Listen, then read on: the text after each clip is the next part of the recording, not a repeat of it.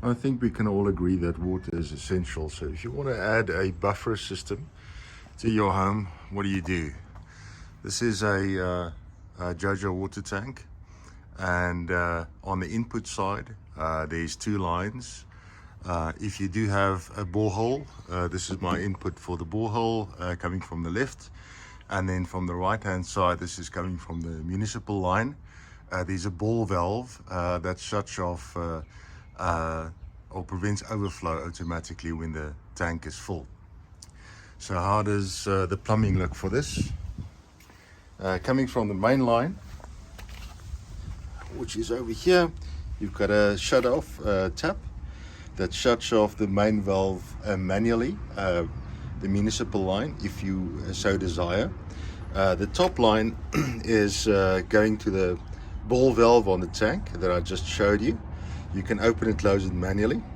And the reason I've got this is because I do have the option of borehole, filling the tank with borehole water. So I don't necessarily want to keep the tank filled from the municipal line. Then going into the main line, you do have a non-return valve, and I'll explain to you why this in a second, why this is very important to have this between the system that you're going to install and the main line. To jump ahead a little bit, you do have a pump. So when that pump is feeding water from your tank to the home, you do not want that water to be pushed back into the municipal line. Then moving a little forward, you have an additional line. This line goes into the home, and then this line comes from the pump that is pressure sensitive. So as soon as the water pressure drops, the pump kicks in and it pushes water directly into your main line. And as you see, if this builds up pressure, that non-return valve will prevent the water from flowing back into the main line, and it'll push water directly to the home. So this is basically the setup. Before the system was installed, there was a main line running from the municipality to the home. So this system is sits on top of that line that used to be there. Now moving over to the pump.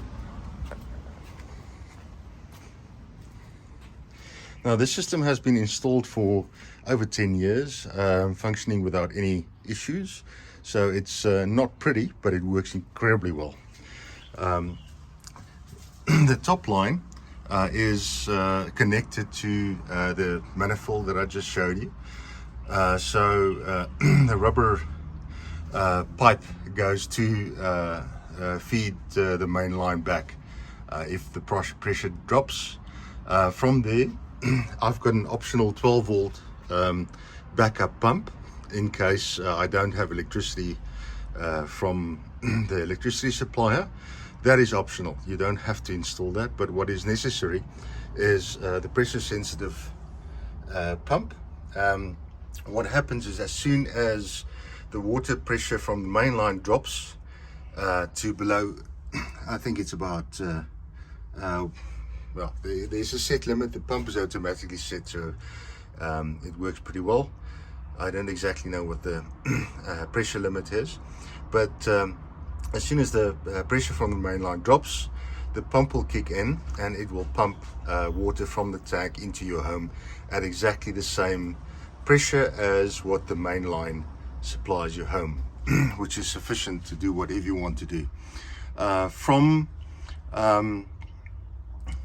the main line, that is,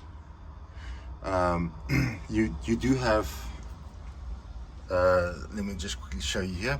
So from the main line, you do have a non-return valve on this side as well, that is allows the water to flow in this direction. I do have, like I said, an optional 12 volt, so I've got a duplicated system on this side, also a non-return valve that prevents the water or allows the water to only flow back into the main line, but does not allow the water to flow back into the line that comes from the tank.